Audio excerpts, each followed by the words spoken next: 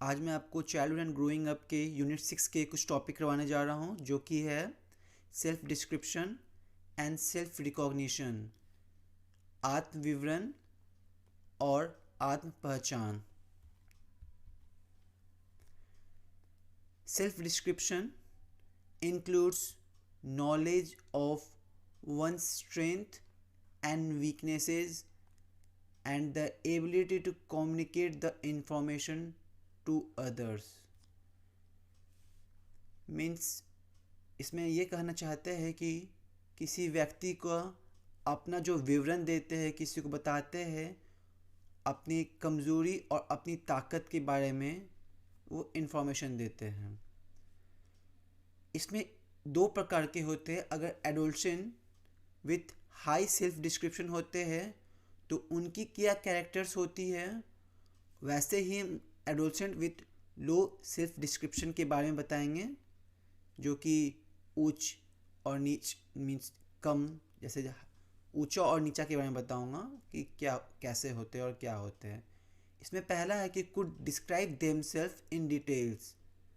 वो अपने बारे में अच्छी तरीके से जानते हैं तो वो अपना अच्छा से विवरण दे सकते हैं किसी को।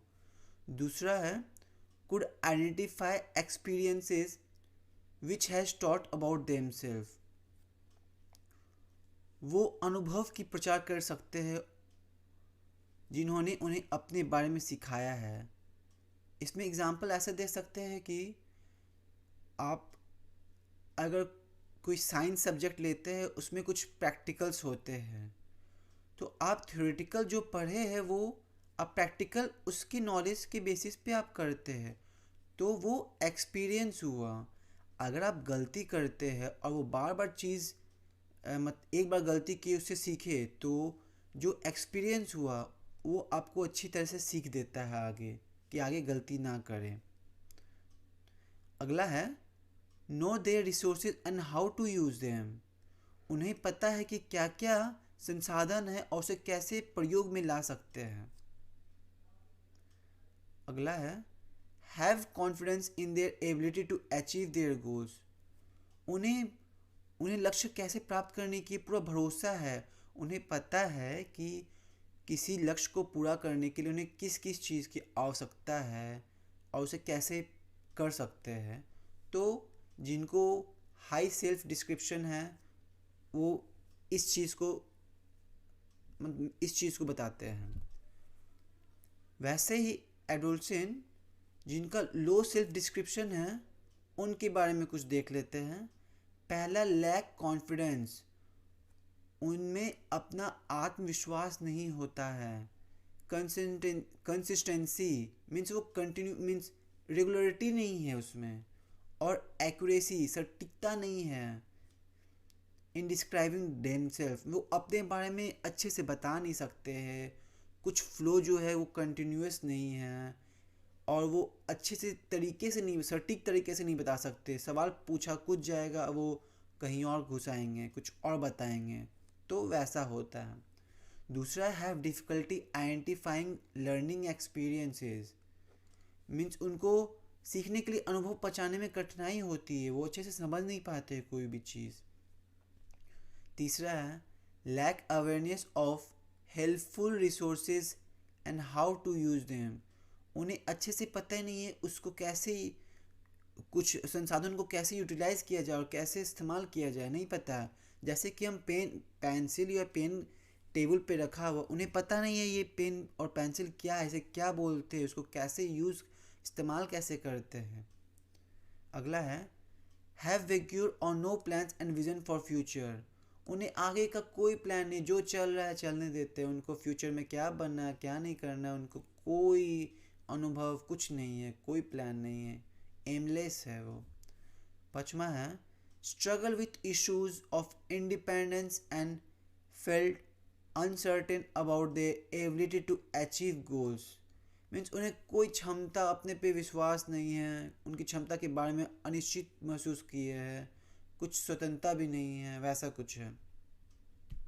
आगे हैं इसके कुछ कुछ means generally adolescent describe themselves covering following areas.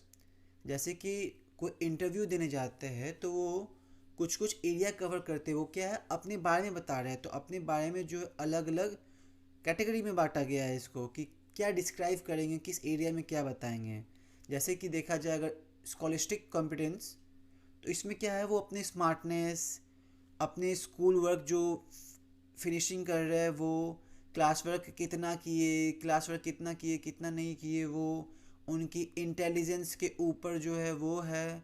ये आपका स्कॉलिस्टिक एरिया है, इसमें शैक्षिक योग्यता है उसमें। दूसरा है सोशल कॉम्पिटेंस, सामाजिक क्षमता। इसमें क्या है, सामाजिक मीन सोशल एक्टिविटी से जो जो भी रिलेटेड है वो उस चीज़ को उसके बारे में बताएंगे। जैसे कि आपका दोस्त बनाना एक क्या है, ये सोशल एक्टिविटीज़ है। जैसे गेम खेलते हैं दोस्त बना के, हम लोग मिलजुल कर रहते हैं। दूसरा उनका मीन्स अपने क्लासमेट, अपने सहयोगी से कैसा व्यवहार है वो। फिर सोशल स्किल्स मीन्स वो ग्रुप में रह के लोगों से कैसे बात करते हैं, ये नहीं कि किसी की टांग खींचते किसी की नहीं खींचते, वैसा किसी का मजाक उड़ाते हैं, तो वो चीज़ है। फिर पीयर एक्सेप्टेंस है। तो ये आपका सोशल हो गया। अगला है एथलेटिक कॉम्पिटेंस। इसमें क्या है, वो कौन सा गेम खेलते हैं, कौन सा गेम नहीं खेलते हैं, वो उनके एथलेटिक के ऊपर है। वो किस तरह का खेलते हैं और उनकी स्पोर्ट्स अचीवमेंट क्या है, वो कितना कौन से लेवल के है, बिगिनर्स है, इंटरमीडिएट है, प्री है, ऐसा कुछ मीन्स वो उनका लेवल बताता है। अचीवमेंट क्या है क्या नहीं है, लेवल। और अगला है फिजिकल अपीयरेंस। उनका क्या फिजिकल अपीयरेंस है, वो कैसे दिखते हैं, स्मार्ट दिखते हैं, गुड लुकिंग है नहीं है, वो फिजिकल हो गया।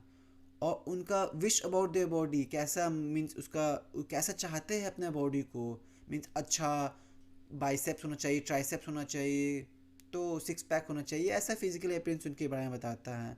फिर उनके फिजिकल अपीयरेंस में कैसे एक दूसरे से अंतर होना चाहिए। जैसे कि अगर उनके दोस्त के पास टू पैक्स है तो ये चाहेंगे, कंपटीशन होगा, ये चाहेंगे कि मेरा सिक्स पैक्स हो, डिफरेंस होना चाहिए किसी दूसरे के फिजिकल अपीयरेंस से। तो फिजिकल अपीयरेंस वो हुआ। अगला है career aspiration. Career aspiration means उनका जो कैरियर है आगे कैसा है होना चाहिए, वो किस चीज़ में करियर बना रहे हैं, किस टाइप का बना रहे हैं, उनमें स्किल्स क्या होना चाहिए। क्योंकि आजकल के जॉब में उनके इंटरपर्सनल स्किल्स को भी देखा जाता है, ये नहीं कि आप कितने बुद्धिमान हैं, वो नहीं, वो चीज़ तो है इम्पॉर्टेंट, और बाकी कैसे किसी से आपका बात करने का तरीका, कैसे आप लीडरशिप की क्वालिटीज़ है कि नहीं है, ये सब आपको कैरियर को आगे मंजिल तक लेके जाएगा। तो ये बहुत इम्पॉर्टेंट चीज़ है। और वो कैसे अपने जॉब को कैसे हैंडल करते हैं, अपने जूनियर को कैसे ट्रीट करते हैं, अच्छा व्यवहार करते हैं नहीं करते, बॉस से कैसे बात करते हैं, तो ये उनका कैरियर एस्पिरेशंस हो गया। अगला है रोमांटिक अपील। मीन्स किसी किसी में उनका इंटरेस्ट है कि नहीं है, मीन्स किसी किसी इंसान को वो डेटिंग कर रहा है कि नहीं कर रहा है, मीन्स किसी के प्रति बहुत ज़्यादा अट्रैक्शन है कि नहीं है, मीन्स और कुछ फ़न और इंटरेस्टिंग कर रहे हैं, कोई डेट पे किसी के साथ जा रहे हैं डेटिंग पे, तो वैसा कुछ रोमांटिक अपील है, तो ये आपका हो गया। अगला है क्लोज फ्रेंडशिप, करीबी दोस्ती। आपको पता है लोगों में अगर फ्रेंडशिप नहीं है तो दिन बहुत बुरा लगता है, कि वो अकेलापन फील करते हैं, इंट्रोवर्ट टाइप होते हैं, तो वैसा कुछ है। तो इसमें क्या है, वो अपने क्लोज फ्रेंड्स बनाना चाहेंगे। उसमें क्या है, लोगों के बीच मतलब जो फ्रेंड्स है उनके बीच ट्रस्ट होना चाहिए, एक दूसरे पे भरोसा होना चाहिए, और वो अपने जो थॉट्स है वो एक दूसरे के साथ साझा कर सकते हैं। ये था आपका ये आपका टॉपिक था self description. Self recognition, self recognition of one's own self, ये स्वयं की पहचान करवाता है। ये इसमें आप किसी दूसरों के साथ कंपेयर करते हैं, उनके इन्वायरमेंट के साथ कंपेयर करते हैं, वो रिकॉग्नाइज करते हैं वन सेल्फ के बारे में और सेपरेट करते हैं एक दूसरे से। सेल्फ रिकॉग्निशन जो है एक प्रक्रिया है, जिसमें प्रोसेस है by which immune system of organism distinguish, मतलब एक दूसरे से अलग करते हैं। जैसे कि एक सेल दूसरे सेल से किस तरह भिन्न है, कैसे डिफरेंट है, टिश्यूज़ के साथ कैसे डिफरेंट है। जैसे कि इनकेस कोई बैक्टीरिया आपके बॉडी में इंटर करता है तो आपका जो इम्यून सिस्टम है वो उससे आइडेंटिफाई करता है, और उससे डिफ्रेंशिएट करता है आपके बॉडी से, और फिर उसको मारता है। तो इसमें डिफ्रेंशिएट अलग किस तरह करता है वो चीज़ के बारे में है। Those of foreign organism means वो खुद की पहचान करता है, एक दूसरे बाहर जो इंसान है वो आ रहे हैं उससे अलग करता है। उसी प्रकार एक अलग से एग्जांपल मैं दे सकता हूँ कि जैसे कि कुत्ता, अगर आप घर में कुत्ता पालते हैं तो जो घर के जितने भी सदस्य हैं कुत्ता उन्हें पहचानता है, उनके सामने नहीं भौंकता। वैसे ही कोई अपरिचित इंसान जो घर पे नहीं आते, जो किसी को नहीं जानते हैं, तो उनके घर में आने से कुत्ता भौंकता है क्योंकि वो उनके लिए अनजान है। सो वो उसकी पहचान है। तो वैसा सेल्फ रिकॉग्निशन है। इसमें कैसे डेवलपमेंट करता है, कैसे विकास होता है, वो सेल्फ रिकॉग्निशन के बारे में देखते हैं। The development of self recognition has been studied mainly by examining infants. जो शिशु है, जो बच्चे हैं, उनके ऊपर ये देखा गया है और वो बताते responses to the reflection in mirror के बारे में बताते हैं। Infant as young as 3 months are differentially responsive to self-reflection and leave peer। Means क्या, 3 महीने के जो उम्र के बच्चे होते हैं वो एक जीवित सहकर्मी के प्रति अलग अलग प्रतिक्रियाशाली होते हैं। कोई बहुत ज़्यादा चिल्लाता है, कोई रोता है, कोई मीन्स सबके अलग अलग रिस्पॉन्सेज होते हैं। और सबके रिस्पॉन्सेज के ये ज़रूरी नहीं कि वो रो रहा है तो उसे भूख ही लगा है, हो सकता है वो अपनी मम्मी को खोज रहा है, या हो सकता है कुछ और परेशानी हो। तो ये डिफरेंशियल रिस्पॉन्स दे रहे हैं बच्चों अलग अलग। Various self conscious reaction and self levelling में ऑल्सो इंडिकेट सेल्फ रिकॉग्निशन। जो सेल्फ खुद की कॉन्शियसनेस है, जो रिएक्शन दे रहे हैं और खुद को जो हम लोग लेवल किए हैं, वो मे बी वो सेल्फ रिकॉग्निशन के बारे में बताता है अगले साल में, सेकेंड ईयर। नेक्स्ट है verbal comprehension of self relevant levels appears earlier than active self labelling. Means जो पहले के वर्बल कॉम्प्रिहेंशन है, यहाँ बता रहा है स्वयं प्रासंगिक लेवल की मौखिक समझ सक्रिय सब लेवलिंग से पहले दिखाई देती है। मीन्स एक्टिव सेल्फ लेवलिंग जो है उससे पहले वर्बल होता है। अब देखते हैं टीचर्स रोल क्या होता है, कैसे हेल्प करते हैं एडोसेंट को कि वो सेल्फ रिकॉग्निशन को गेन करें। पहला है आपका encouraging the students to speak openly about his issues। इसमें यह है कि ये बहुत ज़रूरी है, आवश्यक है बच्चों के लिए कि वो समझे और बात करे कि उन्हें सीखने में क्या क्या कठिनाई हो रही है रोज़मर्रा की ज़िंदगी में। वो चीज़ अपने टीचर के साथ बात करे, डिस्कस करे, उसका सॉल्यूशन ले। तो ये चीज़ आपका इनकरेज करे। वो बताएंगे नहीं तो टीचर को पता कैसे चलेगा कि उनके साथ क्या प्रॉब्लम हो रहा है। तो टीचर उन्हें विश्वास दिलाए कि जो भी उनके साथ जो भी चल रहा है, जो भी खराब हो रहा है, वो उनके समाधान करने की कोशिश करेंगे। अगला है pointing out the positives. Teachers हमेशा जो बच्चे हैं उनकी पॉजिटिव पॉइंट्स को लेके चले, सकारात्मक ना कि नकारात्मक। मीन्स नेगेटिव पॉइंट्स को लेके पॉइंट ना करे उसे, नहीं तो हो सकता है कि वो डेमोलाइज्ड हो जाए, मीन्स वो अच्छा ना महसूस करे, वो उसकी मोटिवेशन गिर जाए। ऐसा बिल्कुल नहीं होनी चाहिए। वो अगर हम उसके पॉजिटिव जो पॉइंट्स है उसको बताएंगे तो वो बहुत वो खुद को अच्छा फील करेगा, वो मोटिवेट होगा, वो खुद पढ़ना चाहेगा, वो ध्यान देगा हर चीज़ को, बातों को समझेगा। तो ये आपका पॉजिटिव पॉइंट्स होंगे। अगला है फॉस्टरिंग एंड बैलेंस्ड पर्सपेक्टिव। संतुलित दृष्टिकोण को बढ़ावा देना है। यहाँ बैलेंस करना एक दूसरे को, means finding a balance between helping adolescent student gain self recognition. वो खुद की पहचान करने का वो बैलेंस होना चाहिए। और वो जो सेल्फ कॉन्शियसनेस है वो ट्रिकी भी हो सकता है, उसको ट्रिकी बना भी सकते हैं। सो टीचर्स क्या है, उन्हें बिल्कुल ट्राई नहीं करना चाहिए, मीन्स उन्हें मदद करनी चाहिए, बट उनकी कुछ कुछ है जो उनके इश्यूज़ को आपको फोकस करनी चाहिए, उनसे बात करनी चाहिए, और जो चीज़ें हर चीज़ को नाप तौल के बराबर कर देना चाहिए। ठीक है। अगला है डिस्करेजिंग कंपैरिजन। किसी भी बच्चों को एक दूसरे से कंपेयर नहीं करनी चाहिए। अगर उनकी तुलना कर लेते हैं तो आज सचिन तेंदुलकर क्रिकेटर नहीं होता। उन्हें अगर बोला जाता कि आप क्रिकेट नहीं खेलो, उसमें कोई भी आपका स्कोप नहीं है, कोई भी फ्यूचर नहीं है, आप पढ़ाई करो, तो आज वो क्रिकेट नहीं खेलते, वो पढ़ाई करते। तो ये ज़रूरी नहीं भी कि वो पढ़ाई करके जॉब करते। तो उनको उनकी क्षमता के गुण बताए कि उनके अंदर क्या क्या क्षमता है, क्या क्षमता है, कर सकते हैं, क्या नहीं कर सकते, उनकी इनकरेज करे, ना कि डिस्करेज करे। तो उनकी तुलना किसी और से ना करे। हो सकता है कि जो बच्चा जिसे आप डिस्करेज कर रहे हैं वो पढ़ाई में नहीं अच्छा हो, बट ये तो हो सकता है वो गेम में अच्छा हो, डांस में, अदर फिजिकल एक्टिविटीज़ में, एंकरिंग अच्छा करता हो, मिमिक्री अच्छा करता हो, एक्टिंग करता हो। तो हो सकता है वो पढ़ाई में ना अच्छा हो, बट किसी और चीज़ में तो हो सकता है। तो उन्हें बिल्कुल कंपैरिजन नहीं करनी चाहिए। अगला है considering working with professional. Means उन्हें उन्हें कंसीडर मीन्स एक काम के लिए एक प्रोफेशनल तरीके से कंसीडर किया जाए वो काम करते करते हैं। जैसे कि if the student struggles with school, he may be at high risk of emotional challenges and negative self image.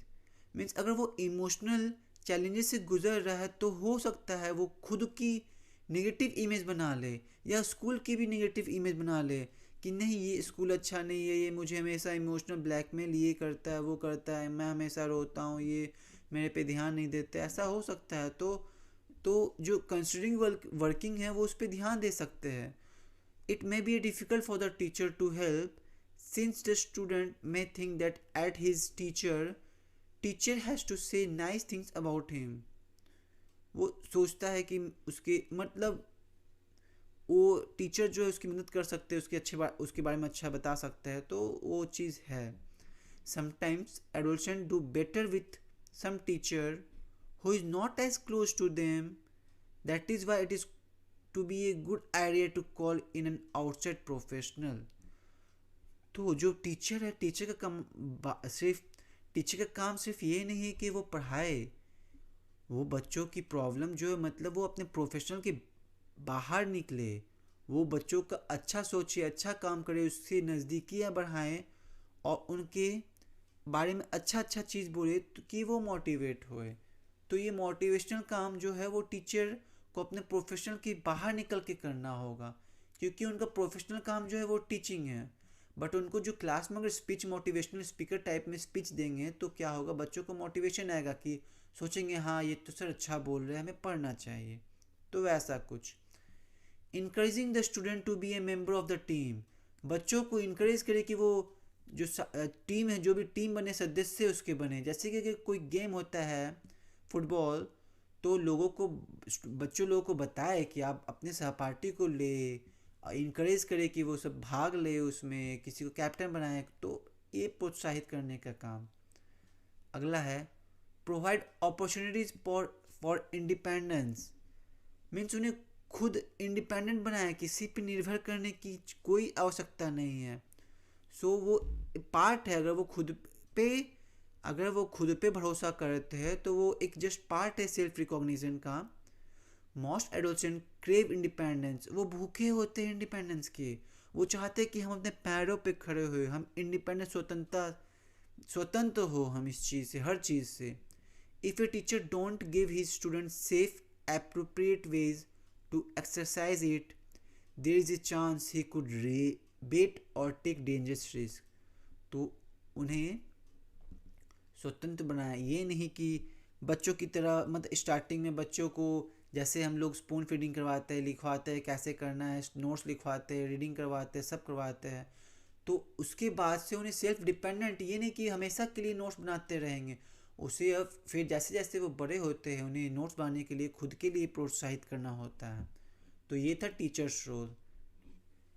चलिए टॉपिक खत्म।